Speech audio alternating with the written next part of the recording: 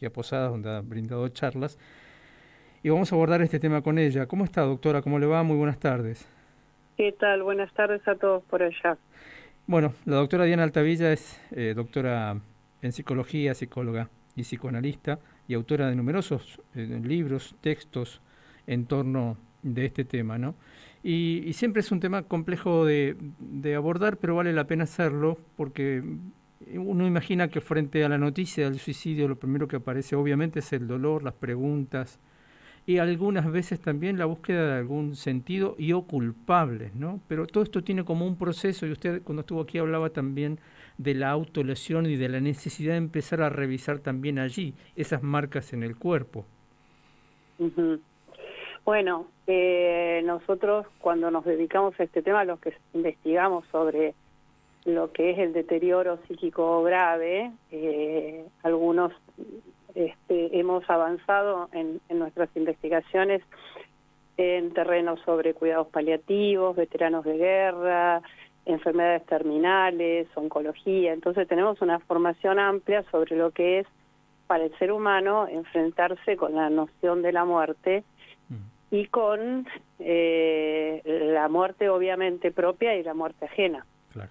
En el caso del suicidio se abren estos dos campos. El hecho de que alguien suponga, porque siempre es una suposición, yo digo siempre fallida, aunque debemos respetarla, que alguien pueda en las últimas fuerzas psíquicas que disponga pensar que la muerte alivia un dolor o resuelve un dolor, pero siempre pensar que es una solución fallida, rápida pero fallida, y que seguramente, y están miles de testimonios en todo el mundo de personas que intentaron suicidios de una forma muy directa y muy franca y con un grado de letalidad enorme, que han sido rescatados y tenido sus tratamientos, como luego pueden después en un momento de reflexión bastante posterior y con mucho, yo decía, acceso profesional a la recomposición psíquica, decir cómo yo podía pensar que resolvía un problema de esta manera, cuando en realidad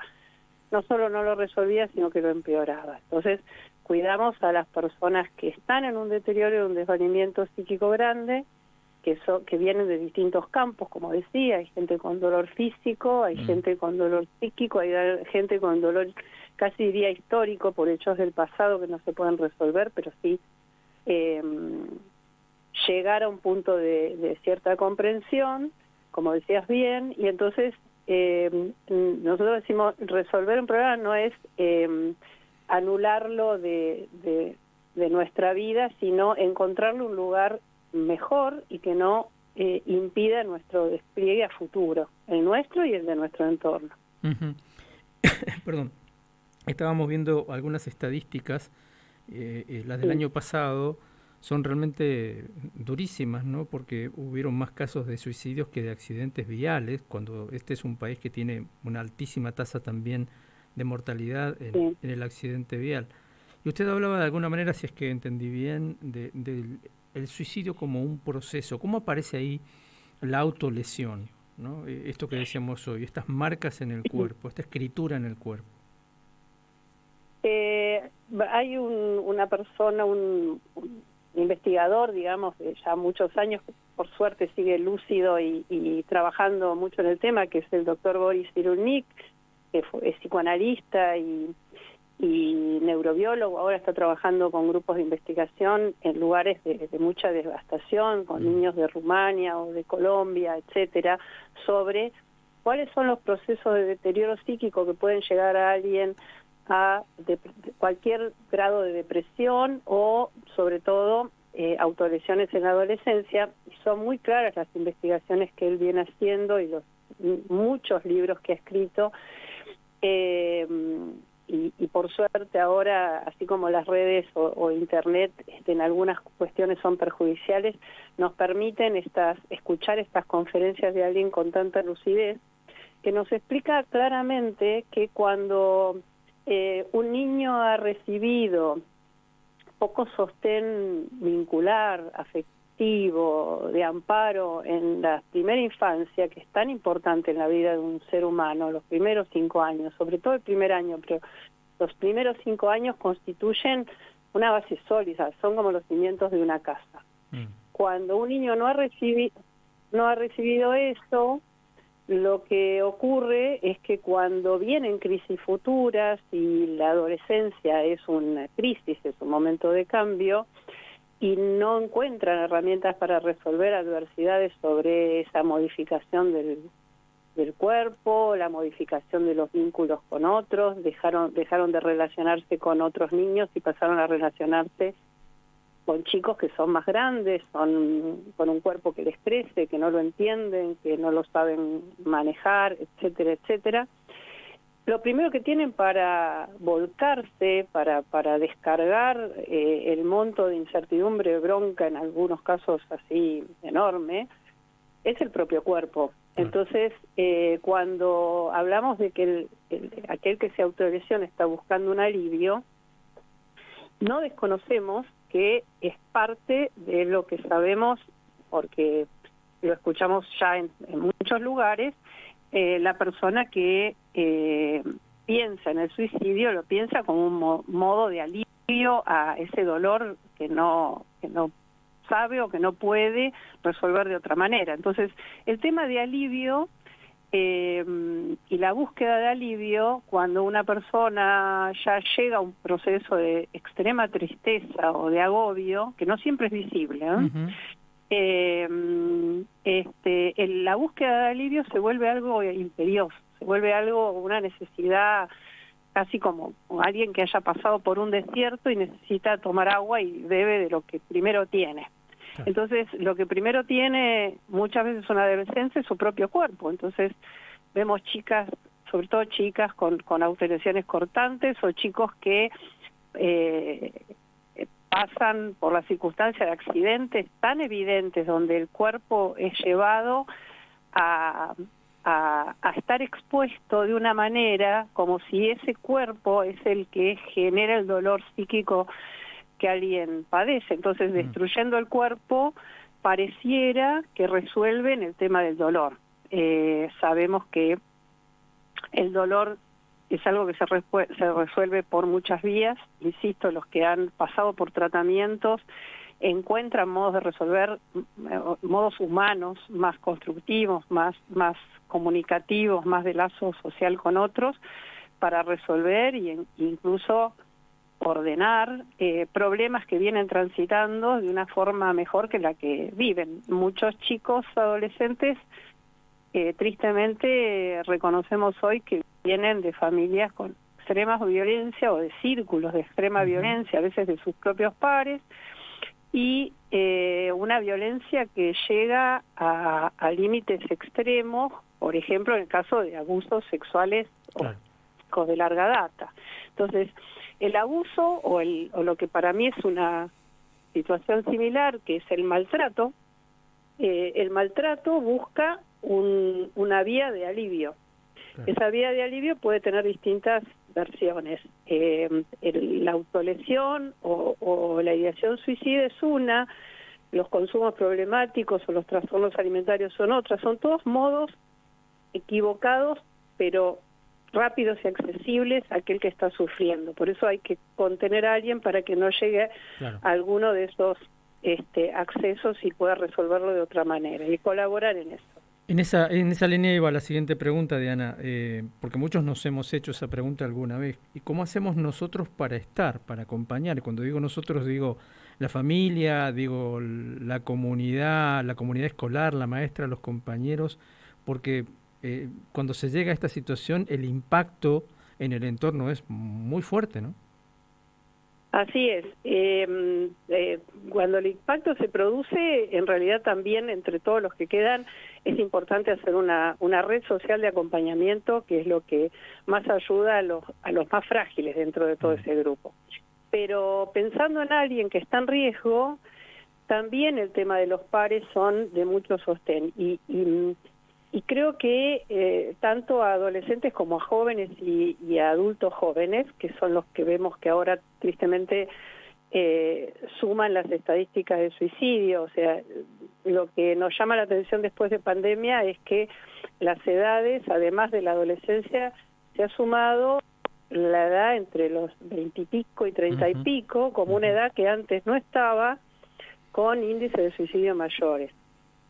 Las rupturas vinculares, las rupturas afectivas, las pérdidas de trabajo, que no necesariamente tiene que ver con quedarse sin una fuente de sostén, sino con haber depositado en eso todas las expectativas de la vida. Entonces, son los amigos y son los pares y a veces son la familia, a veces no es la familia, porque la persona que sufre no quiere ser una carga para su familia. Entonces, a mi gusto veo mucho más factible que amigos. Me ha pasado que me han llamado amigos o colaboradores laborales de alguien y me dicen, ¿cómo puedo hacer para que pueda acceder a un sistema de salud, a una consulta, porque no quiere consultar? Digo, acompáñenlo. Claro. Porque la persona que está en extremo sufrimiento no quiere ir por su cuenta a un esquema, a un dispositivo de salud mental. Entonces siempre les digo, vayan con ellos, entren con ellos si es necesario el profesional que los trata, hablen ustedes lo que piensan, que creen, que le pasa a esa persona que está pasándola mal, porque en general la persona que la pasa mal no quiere hablar de su sufrimiento. Entonces, los amigos son a veces el portavoz de alguien que sufre para que después pueda seguir hablando por su cuenta. Muchísimas veces la primera consulta, la segunda consulta es con otro que habla por ellos y después es mucho más fácil que puedan seguir en terapia, sintiéndose confiados de un lugar donde pueden hablar de lo que les pasa y queden esa privacidad, pero en la primera instancia son los amigos los que sostienen. Siempre les digo, acompañen a alguien a terapia, espérenlo, acompañen a la salida, nunca los dejen solos para eso. La otra vez escuchaba a alguien en los medios, y tan acertado, ¿no? Un psicólogo que lo habían convocado para charlar en los medios, y digo, qué bien que circulan estas comunicaciones, pues decía, les preguntaba a todos los que estaban en el panel de un noticiero, ustedes, porque le preguntaban, bueno, ¿qué palabra, qué usar para alguien que está mal, ¿no? Y él les decía, ¿ustedes se acuerdan la última gran crisis que tuvieron? ¿Se acuerdan las palabras que le dijeron? Y ninguno se acordaba de las palabras que le dijeron. Pero sí se acuerdan de lo que los otros hicieron. Se quedaron al lado, los acompañaron, no los dejaron solos. Hasta se tiraron un sillón a dormir la noche que alguien estaba mal y no se fue de la casa. Claro. Esas acciones, llevar un mate, decir te acompaño a tu trabajo, después te voy a buscar, no dejar solo al otro, es uno de los valores que el que está mal reconoce con el tiempo y muchas veces transmite a eso. No sabes qué bien que me hizo que te quedaras conmigo determinado día. Claro, claro. Esto me hace pensar en algo que escuchábamos hace un ratito nada más a Rinesi, seguramente usted lo conoce, que fuera rector de la Universidad de General Sarmiento, filósofo, y él planteaba como un mal de estos tiempos el proceso de algún modo de desagregación social, ¿no? Que cada vez estamos como más solos, y esto que usted nos acaba de decir me da la impresión de que es por ahí la solución, ¿no? Volver a integrarnos, volver a estar cerca, acompañando, y quizá esto de la integración social también tenga mucho que ver con la explicación de tanta gente sola y que toma estas decisiones. Sí, tal cual. Yo creo que la fragmentación social es uno de los... De hecho, sacamos un libro no sé, el año pasado, no, a fin del año anterior, el 23, sacamos un libro con 10 colegas con las que trabajamos a diario, que lo llamamos, lo compilé, pero en realidad era un trabajo colectivo que se llamó Desvalimiento y Reparación Ética para un Psicoanálisis Situado. Ese título que parece tan complejo significa que el psicoanálisis, que es la terapia con mayor nivel de profundidad en las raíces del sufrimiento de alguien, se ocupa en el trabajo comunitario del sufrimiento psíquico colectivo. O sea, no vivimos en el consultorio apartados de lo que pasa. Debemos meternos en la comunidad. Y esa mirada diferente de ir a las raíces y no solamente en lo superficial, hace que cambien muchas cosas a la vez, de lo superficial, lo profundo. Entonces, muchas de las acciones que hacemos son la de ir en contra de la fragmentación social, los ideales de lo contemporáneo, del mundo actual, va para él, sea único, tenga todo usted, piense solo en usted, sea feliz usted, piense primero en sus necesidades, y ese es un mundo individualista, no lo desconocemos. Entonces, el mundo individualista somos un montón de personas, pero cada uno en sí mismo. Claro. Eso no hace fortaleza. Los mayores investigadores en este tema, que en general son los países nórdicos, porque siguen teniendo índices de suicidio altos, son los que más hacen hincapié en que los latinos tenemos una ventaja, tenemos otros problemas, pero tenemos una ventaja en relación al valor que le damos al lazo humano, al lazo social. Entonces, apoyémonos en esto para hacer un trabajo social de recomposición colectiva, de no violentarnos ni pelearnos, ir a contramano de la lucha por las ideas personales, para ir para algo más interesante, diría yo, para la construcción colectiva, que es pongámonos de acuerdo en qué cosas tenemos en común y no en qué cosas nos diferencian. Porque si vamos a las cosas que nos diferencian, cada uno está por su lado. Tal cual. Bueno, Diana, le agradecemos enormemente la amabilidad que ha tenido de atendernos y ha sido, a pesar del tema, una charla muy placentera para nosotros, en tanto que uno siempre aprende mucho. Y sobre todo aprende a comunicar estas cosas, ¿no? Que también tiene, me parece, un costado para nosotros muy importante. Muy importante. Sí, así es, y abono a que los medios cada vez trabajen más este tema desde ese lugar, no tanto de las estadísticas, sino de lo que tenemos que cambiar. Muchas gracias. Tal cual, igualmente. Diana Altavilla charlando con nosotros, doctora en psicología, psicóloga, psicoanalista, autora de una cantidad enorme de libros en autoría, coautoría, como compiladora en torno de toda esta problemática, que viene trabajando desde 2011, si no me acuerdo mal, hace muchos años que trabaja en esto. Tuvimos la suerte de conocerla aquí en Posadas hace algunos años, cuando vino a dictar precisamente un taller en torno de esta temática, ¿no? La doctora Diana Altavilla charlaba con nosotros cuando han pasado 22 minutos de la hora 17.